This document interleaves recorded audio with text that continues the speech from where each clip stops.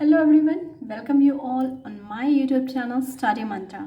So from today we will start new unit number 12, that is organic part, organic chemistry. It's very important. आपका जितनी भी chemistry है, organic chemistry सबको बहुत difficult लगती है, बट डिफ़िकल्ट नहीं है, इट इज़ वेरी इंटरेस्टिंग, बहुत ही इंटरेस्टिंग है। अगर आपको समझ में आता है तो ऑर्गेनिक केमिस्ट्री आपको सबसे इंटरेस्टिंग लगेगी, सबसे इजी लगेगी। Clear? So let's start organic chemistry. Organic chemistry में से मैंने आपको 10th में भी बताया था कि आपके पीरियोडिक टेबल में बहुत सारे एलिमेंट्स हैं, और वो एलिमेंट में से अगर आप कार्बन को निकालते हो तो सारे एलिमेंट की study generally we do in organic chemistry. ठीक है, लेकिन सिर्फ कार्बन एंड इट्स कंपाउंड, इन सब की स्टडी जो है वो हम करते हैं organic chemistry. So now you can understand कि इट्स वेरी इंपॉर्टेंट एलिमेंट। इतना इम्पॉर्टेंट है तभी तो इसके ऊपर केमिस्ट्री की एक ब्रांच है जो सिर्फ कार्बन है इनके कंपाउंड्स की स्टडी के लिए बनी हुई है। तो ऐसे क्या स्पेशल फीचर्स है कार्बन में, हमने पी ब्लॉक में भी डिस्कस किया था। पी ब्लॉक में मैंने बताया था कि कार्बन जो है सबसे स्मॉलेस्ट है, ये पी पाई बॉन्डिंग करता है। इसमें कैटन, आपने 10th में भी पढ़ा हुआ है कि ये टेट्रावैलेंट होता है, इस वजह से और कैटनेशन वाली प्रॉपर्टीज़ की वजह से बहुत सारे कंपाउंड्स बनाता है, जिसकी वजह से इसके अलॉट ऑफ कंपाउंड्स होने की वजह से इनकी जो है क्या बोलते हैं, इनके और इनके सारे कंपाउंड्स की स्टडी जो है वो हम ऑर्गेनिक्स जो केमिस्ट्री है उसमें करते हैं। तो सबसे पहले जो है वो पोर्शन जो आप ऑलरेडी 10th में कर चुके हो, और पी ब्लॉक में भी अगर आपने नहीं किया है तो यहाँ आप वापस कर लो, मैं आपको वापस करा देती हूँ। दैट इज़ कार्बन, जो आपका ऑर्गेनिक केमिस्ट्री का मेन एलिमेंट है कार्बन। तो ऑर्गेनिक केमिस्ट्री क्या है? It is a branch of study of the compounds of carbon element. Carbon जो है it is the element of 14 group. आपने ऑलरेडी इस ग्रुप को किया हुआ है अच्छे से, और ये आपका टॉप मोस्ट एलिमेंट है 14 ग्रुप का, और इसका एटॉमिक नंबर है 6। Electronic configuration you have already done, this is the electronic configuration of carbon. ठीक है, तो इसके आउटर मोस्ट सेल में इट इज़ हैविंग 4 इलेक्ट्रॉन्स, और इन्हीं 4 इलेक्ट्रॉन्स की वजह से मैंने आपको बताया था ये ना तो इलेक्ट्रॉन लूज़ कर सकता है ना ही इलेक्ट्रॉन गेन कर सकता है, only it can share its 4 electron, and that's why it will form covalent bond. और इस 4 इलेक्ट्रॉन्स की वजह से ये आपका सिंगल बॉन्ड भी फॉर्म करता है दूसरे एलिमेंट के साथ, ये डबल बॉन्ड भी फॉर्म कर सकता है खुद के साथ भी और भी दूसरे एलिमेंट्स के साथ। ठीक है, और ये ट्रिपल बॉन्ड भी बना सकते हैं। क्लियर? और ये जो कार्बन है इस टेट्रावैलेंसी होने की वजह से इसमें एक सेल्फ लिंकिंग प्रॉपर्टीज़ भी होती है। ये कार्बन चेन बनाता है, ब्रांच्ड कंपाउंड्स बहुत सारे बनाता है, ठीक है, एंड रिंग कंपाउंड्स भी बनाता है। तो this is all because of, किस वजह से होता है? Due to its tetravalent nature and आपका जो आपका टेट्रावैलेंसी है प्लस सेल्फ लिंकिंग प्रॉपर्टीज़ है जिसको हम कैटेनेशन कहते हैं। क्लियर? तो बेटा अब हम क्या करेंगे, अब हम 1 बाय 1 इसके टॉपिक को डिस्कस करेंगे। सो सबसे पहले अगर मैं आपसे पूछती हूँ कार्बन की वैलेंसी कितनी है, तो आपको पता है कि इसकी वैलेंसी कितनी है? 4 है। कैटेनेशन क्या है? Self linking properties of carbon. ये कार्बन में ही क्यों है, कार्बन के नीचे जो एलिमेंट है उनमें क्यों नहीं है? उनमें भी है, but it is less than, क्या होती है? कार्बन से लेस देन होती है। रीज़न ये है कि carbon is small in structure, इसका जो है स्मॉल स्ट्रक्चर है, इस वजह से इसकी सेल्फ लिंकिंग प्रॉपर्टीज़ जो दूसरे एलिमेंट्स हैं लाइक सिलिकॉन और वो, तो उनसे इसकी सेल्फ लिंकिंग प्रॉपर्टीज़ क्या है? ज़्यादा है। क्लियर? चलो अब हम करेंगे शेप्स ऑफ ऑर्गेनिक मॉलिक्यूल्स। तो आपने ये ऑलरेडी 10th में किया हुआ है, बट एक बार मैं आपको फिर से करा देती हूँ। अगर आपने बनाया था आपको याद होगा CH4 का स्ट्रक्चर। तो ये था CH4 का स्ट्रक्चर जिसमें कार्बन ने हाइड्रोजन के साथ जो है वो सिंगल बॉन्ड फॉर्म किए हुए थे, और जब कार्बन सिंगल बॉन्ड फॉर्म करता है तो वो होता है sp3 हाइब्रिडाइज्ड कार्बन। ओके, और इसका हाइब्रिडाइजेशन आपने चैप्टर नंबर 4 में निकाला हुआ है, मैं वापस नहीं बताऊंगी आपको। क्लियर। इसी जगह जब कार्बन आपका डबल बॉन्ड फॉर्म करता है, लाइक अगर मैं आपसे पूछूं इथीन का स्ट्रक्चर क्या होगा, तो स्ट्रक्चर को ड्रॉ करना बहुत ईजी है। Let's do it. Carbon carbon, ये डबल बॉन्ड है ना, तो इसमें से एक तो सिग्मा होगा, एक पाई होगा। ये हो गया सिग्मा, ये हो गया पाई, ये हो गया हाइड्रोजन के साथ, ये हो गया इसका बॉन्ड हाइड्रोजन के साथ।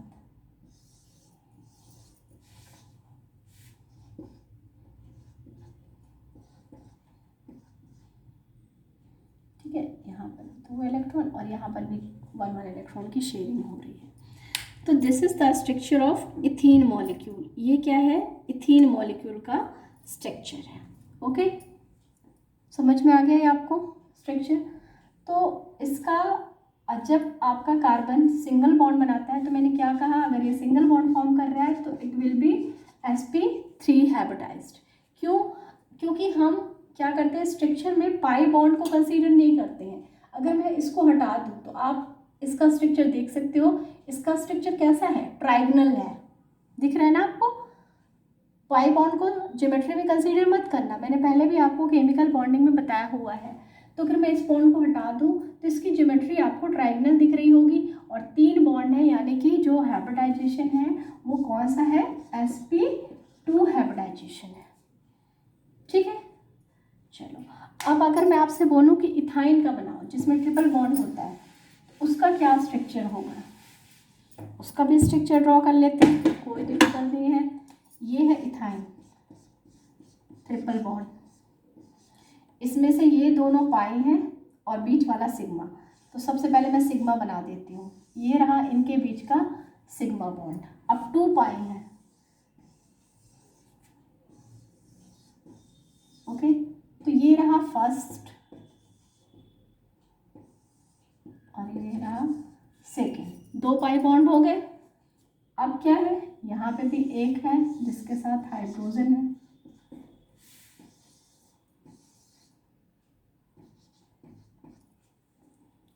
ओके, ये रहा इसका स्ट्रक्चर। अब फिर मैं आपसे कहती हूँ कि पाई बॉन्ड को ज्योमेट्री में कंसीडर मत करना। तो आप देख सकते हो इसकी ज्योमेट्री कैसी है, लीनियर है। और यहाँ पर जब आपका ट्रिपल बॉन्ड कार्बन बनाता है तो यहाँ पर हाइब्रिडाइजेशन होता है sp। तो आप ये तीनों चीज़ें नोट डाउन कर सकते हो, खुद बना के भी देख सकते हो, और वैसे भी आपने बनाया भी है केमिकल बॉन्डिंग में, फिर से आप बना करके देख लो। These are the structure of methane, ethene, ethyne. जब कार्बन सिंगल बॉन्ड बनाए, जब कार्बन डबल बॉन्ड बनाए, जब कार्बन आपका ट्रिपल बॉन्ड बनाए। ठीक है, अब आपको मैंने जस्ट अभी बताया कि अगर कार्बन जो है सिंगल बॉन्ड बना रहा है तो उस कार्बन को हम बोलते हैं sp3 हाइब्रिडाइज्ड कार्बन।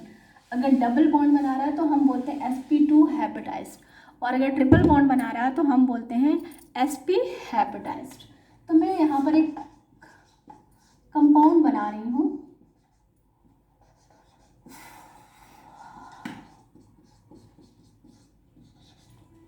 ठीक है, और मैं कहती हूँ कैलकुलेट, या आप क्या करो, डिटरमाइन करो the hybridization of each carbon atom in this molecule. तो देखो, इसको आप चाहो तो आप इसको ओपन कर सकते हो, ये मैंने इसको ओपन कर दिया।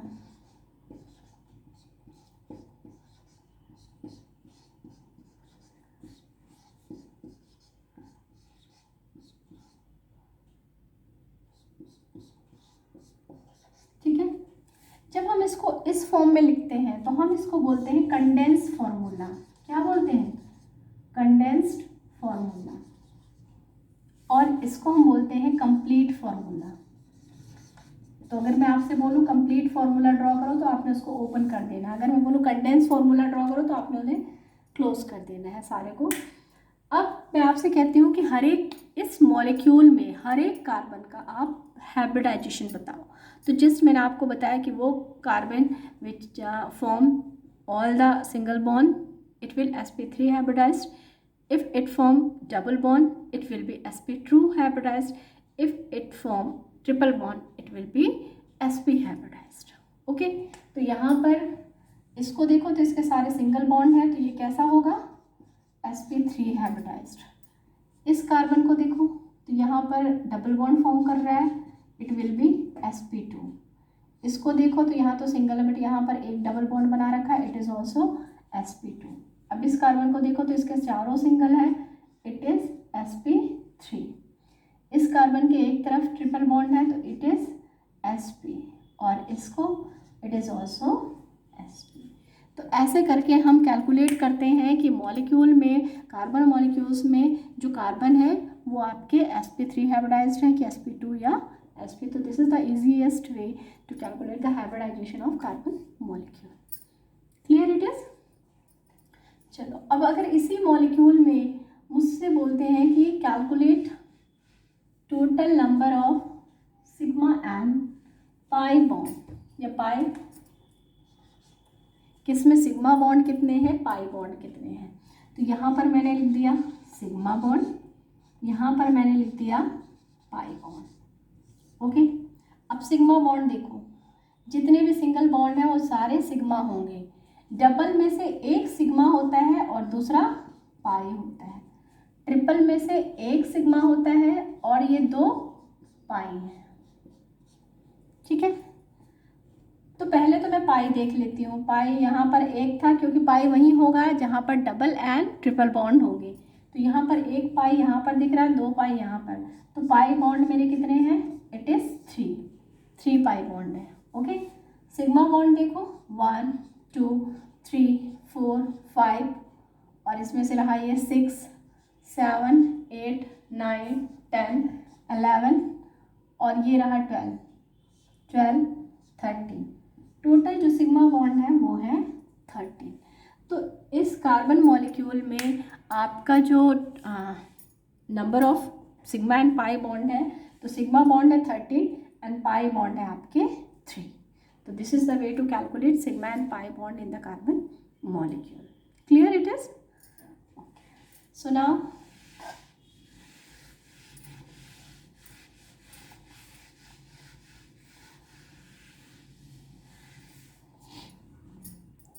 अब आपको चाहे जितना भी आपका बड़ा मॉलिक्यूल दे दे तो you can easily calculate, easy. अब आपको मैंने बताया कि जब मैं उसको ओपन करती हूँ कार्बन मॉलिक्यूल को, एक एक बॉन्ड शो करती हूँ तो it is called complete formula. जब उन बॉन्ड को क्लोज कर देती हूँ तो it is called condense formula. एक और फार्मूला होता है that is called bond line formula. Like अगर मैंने ऐसे दे दिया, this is called bond line formula, और इसमें से हमें कंप्लीट फार्मूला बनाना है, फिर कंडेंस फार्मूला बनाना है। तो देखो बहुत इजी है, जितने भी पॉइंट्स हैं उन पॉइंट्स को मार्क कर लो, ये इसके पॉइंट्स हैं, और उन पर कार्बन डाल दो।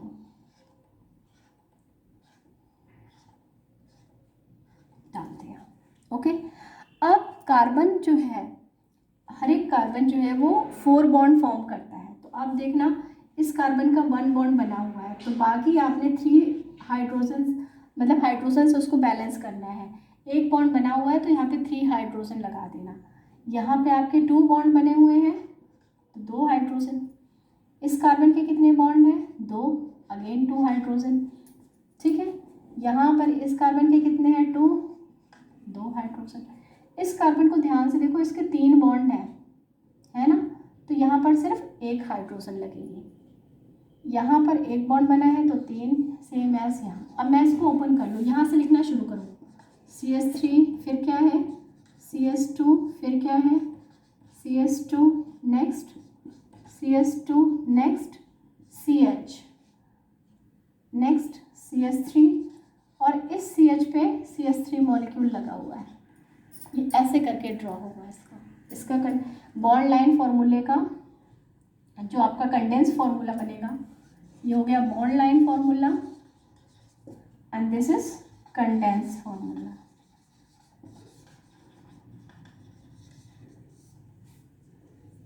क्लियर, ठीक है। चलो एक और देती हूँ,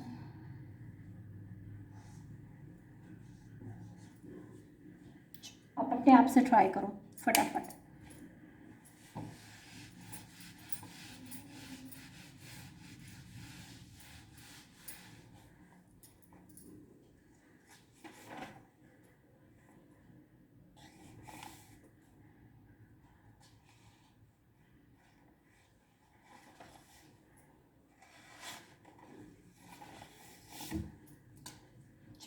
अगर आपने कर लिया तो एक बार देख लो।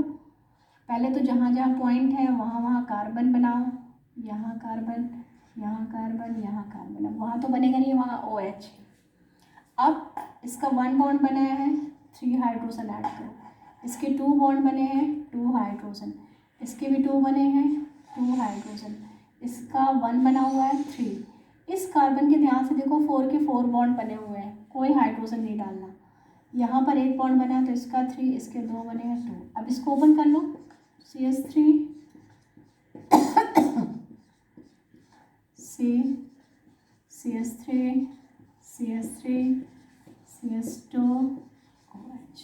So this is the condensed formula of carbon molecule. Clear it is? So now we will do classification of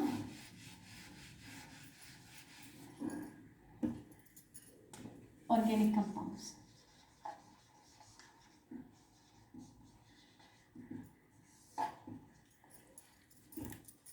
चलो, तो ऑर्गेनिक कंपाउंड्स को क्लासिफाई किया गया है 2 में। फर्स्ट है ए साइक्लिक एंड सेकेंड है साइक्लिक। ए साइक्लिक में कौन से आएंगे? सारे आपके ये जो चेन वाले जो होते हैं, जैसे ये ए साइक्लिक है, जिनकी रिंग नहीं बनती, वो सारे आपके ए साइक्लिक हैं। प्रोपेन है, ये सारे आपके क्या हैं? ए साइक्लिक कंपाउंड है, ठीक है, जिनकी कोई भी रिंग नहीं बन रही। तो ए साइक्लिक आपको पता है क्या हो गए? जो आपके स्ट्रेट चेन कंपाउंड्स होते हैं, these are acyclic, straight. Cyclic में क्या होता है? साइक्लिक में 2 तरह के कंपाउंड आते हैं। एक आता है आपका होमोसाइक्लिक और दूसरा आता है हेट्रोसाइक्लिक।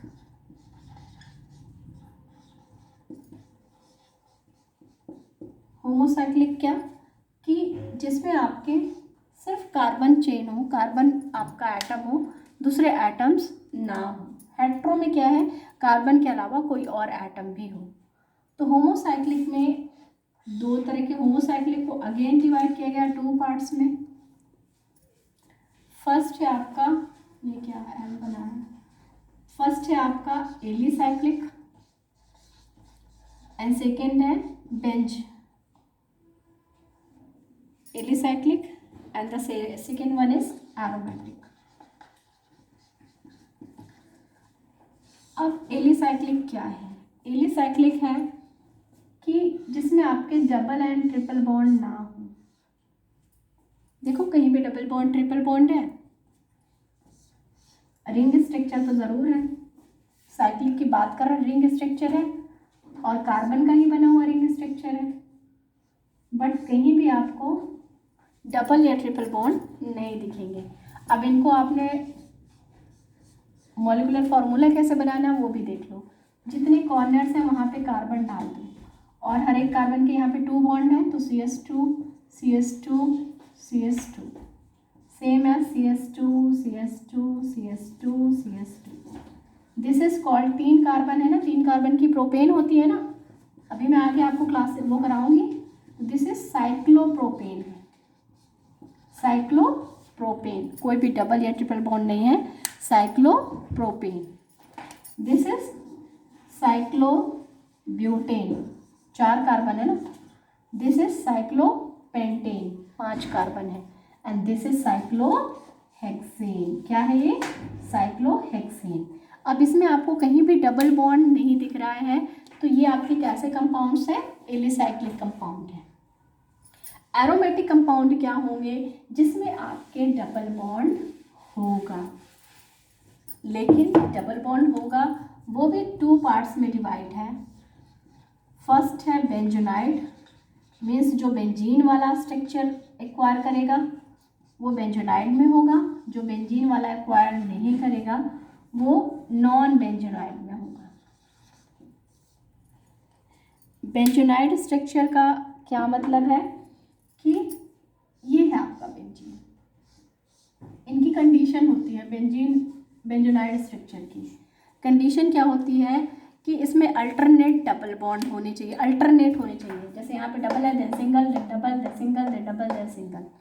सेकेंड क्या है कि ये 4n+2 रूल को फॉलो करने चाहिए। 4n+2 रूल क्या है? n का मतलब है नंबर ऑफ रिंग। अगर नंबर ऑफ रिंग जो है वो 1 है तो उसमें 6 पाई इलेक्ट्रॉन होने चाहिए। अब 6 पाई इलेक्ट्रॉन क्या है? ये होते हैं ना पाई इलेक्ट्रॉन डबल बॉन्ड वाले। तो देखो 1 2 3 4 5 6 है ना, एक रिंग है तो 6 पाई इलेक्ट्रॉन है ना। तो इन रूल को फॉलो करना चाहिए, तो वो हमारे बेंजोनाइड स्ट्रक्चर होते हैं। बहुत सारे बेंजोनाइड स्ट्रक्चर हैं। बेंजीन हो गया, अभी आप आगे पढ़ोगे ना तो आपको पता लग जाएगा। अभी तो लग रहा होगा मैम पता नहीं क्या बोल रहे हैं। टोलुइन, फिनॉल,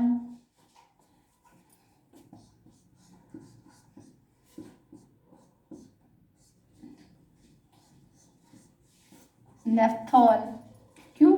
2 रिंग है और 4n+2 रूल के अकॉर्डिंग कितने हो चाहिए? 4 2 8 10 इलेक्ट्रॉन्स होने चाहिए, 10 पाई इलेक्ट्रॉन्स। देखो 1 2 3 4 5 6 7 8 9 10। तो ये भी बेंजोनाइड स्ट्रक्चर है। इसको हम कहते हैं नेफ्थलीन। नेफ्थलीन पता है ना, नेफ्थलीन बॉल रखते हैं क्लॉथ में, ये वो है।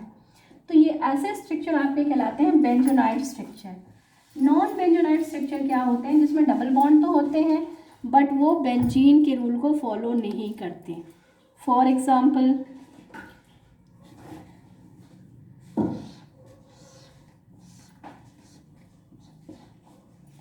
ठीक है, ये क्या है? साइक्लोप्रोपीन है, ओके, या साइक्लोप्रोपाइल कैटायन है, सॉरी, ओके।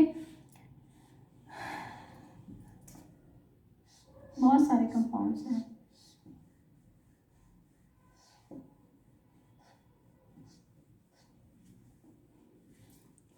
साइक्लोपेंटेन है, ये भी आपके उसके रूल को फॉलो नहीं करती, ये भी आपके रूल को फॉलो नहीं करती।